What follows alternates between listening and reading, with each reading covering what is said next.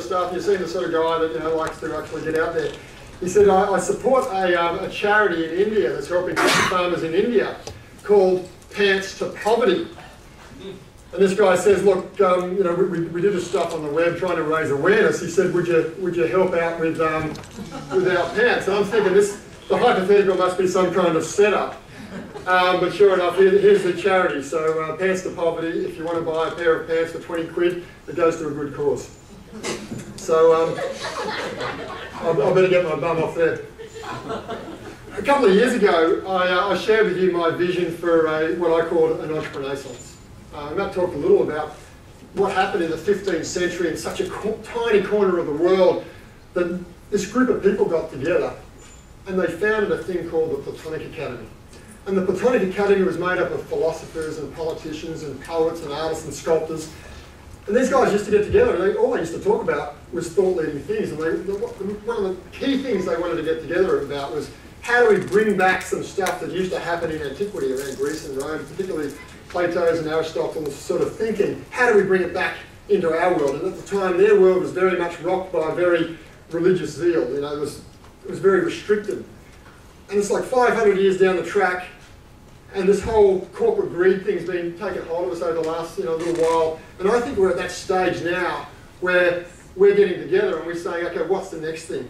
Okay, I think it's my fundamental belief that it's going to be entrepreneurs and entrepreneurial thinking and people like you guys in this room that are going to change the world for the next 500 years. I think Thought Leaders is our own Platonic Academy. I think it's the conversations that we're having together that are hopefully going to open things up. I was so inspired this morning when Simon got up and he started to talk about edupreneurs. Where's Simon? It was just an awesome concept. And who agrees that we've got to really rock the world of education? It's not going to be the Tony Abbotts of the world that are going to change the education system by tiny bite-sized pieces. It's going to be entrepreneurial thinking that's actually going to blow it away. So the Entrepreneurship is a combination of entrepreneurs who start new projects, opportunities, adventures, and we've all done that. And it's a renaissance. How do we bring stuff back that used to work, that used to happen, but it's with our own spin on it, okay? So the Entrepreneurship is all about, for me, 6 key frames of thinking. And I did a little study back in Florence where the whole Renaissance started. I thought, what were the catalysts back then, 500 years ago, that started the Italian Renaissance, and what can we learn? If we want to start a 21st century Renaissance, what are the things that we need to talk about? So the first thing that I took out of that was this concept of legacy. How do we actually be extraordinary, not ordinary? How do we actually start to have 50-year and 100-year, maybe even 1,000-year goals and visions? How do we, so how do we lift the bar rather than just trying to get elected for next term? How do we think longer term? The next thing that I took out of the 15th century Renaissance, and Brian very eloquently talked about yesterday, was this concept of community.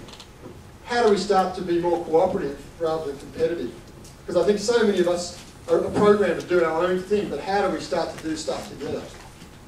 And again, all of the group sharing that we've been doing over the last couple of days is part of that. One of the things that's very dear to my heart, I guess, is being on vocation rather than vacation. A lot of people work for the weekend, work to go and have some good holidays, work so one day they can retire and do the stuff they really love doing. Well, the news is I don't think we're ever going to retire. I think we actually have to find out what we love doing, and we've got to do it. And that's what a vocation is.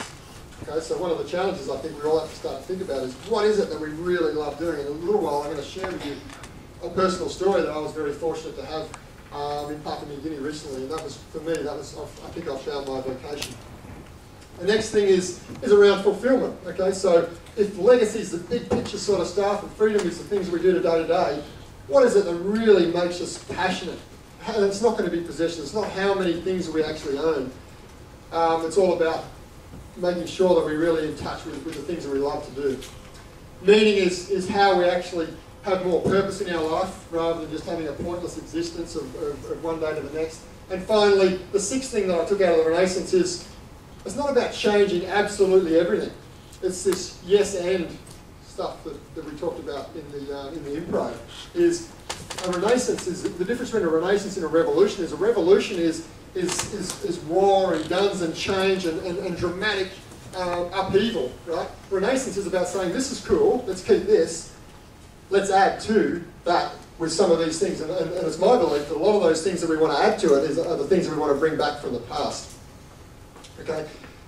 So finally, that's what we covered a couple of years ago. And then last year, again, I was fortunate to share some stuff with you guys around altruism. And in my observations, I felt that there's this avalanche of altruism started. The avalanche is sort of building up. You know, every corporation seems to have some kind of social doing good program. Every individual seems to think that, you know, we all need to have this. There's so many charities competing for all of our bucks. There's even every celebrity. You can't read a celebrity story without seeing them stealing babies from malaria or whatever it might be. But we're starting to kill the world with kindness, and I think it's really dangerous. And like avalanche, it's going to create some pretty destructive things if we don't understand that we need to do something about that big rush. So for me, the couple of things that we need to do is we need to actually realise that it's about giving a help up, not a handout. And last year I shared with you some of my experiences in Cambodia that it can give you a bit of an icky feeling that just people that are always given stuff. So I think it's all about, for me, the lesson was around time being the biggest currency, not money. Okay, so we need to actually work out, okay, what are we personally going to do with our time to make a difference? And finally, I talked about one of the lessons I learned is it's about transparency. How do we actually realise that altruism, which is literally defined as selfless giving, but for me it's a combination between selfless giving and selfish understanding is part of the reason why we're doing this good stuff is there's got to be something in it for ourselves as well. A lot of people don't admit that themselves. So I've been trying to live true to that ever since February and saying, okay, what do I really want? I want to help the world, but what's it going to do for me?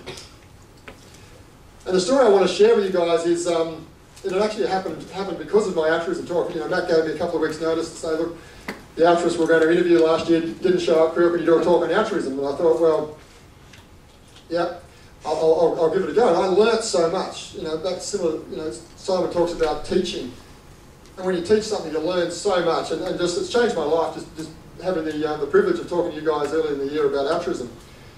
And particularly this stuff around transparency. But anyway, at the Thought Leaders Mentors Retreat, so if you become a mentor, you may get to the privilege of coming to the retreat. So while we were dancing around the fire last year, as we do in these mentor retreats, I'm not going to go any further for those of you who are there. What goes on tour stays on tour.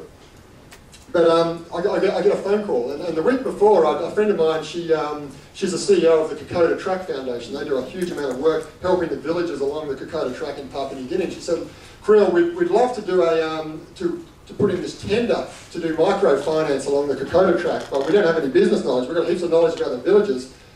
Could we use your resume and your reputation, and we might be in with a shot of getting this tender? And I thought, yeah, sure. And I figured wouldn't hear much more of it. But anyway, at the Thought Leaders Retreat, just before we were about to do our dancing around the fire, I get this phone call from Dr. Genevieve, and she says, look, we've actually won the gig. The government's awarded us, it's a combination between the Australian government and the Papua New Guinea government, and they've awarded us the tender.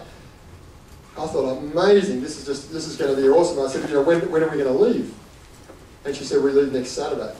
So I had a week to mentally prepare to do, and where I'm talking about the transparency stuff is the selfish motivation for me. It was just combining three things that I absolutely love and adore, right? The first thing was, I'm right into my mountain climbing and hiking, for those of you who know me.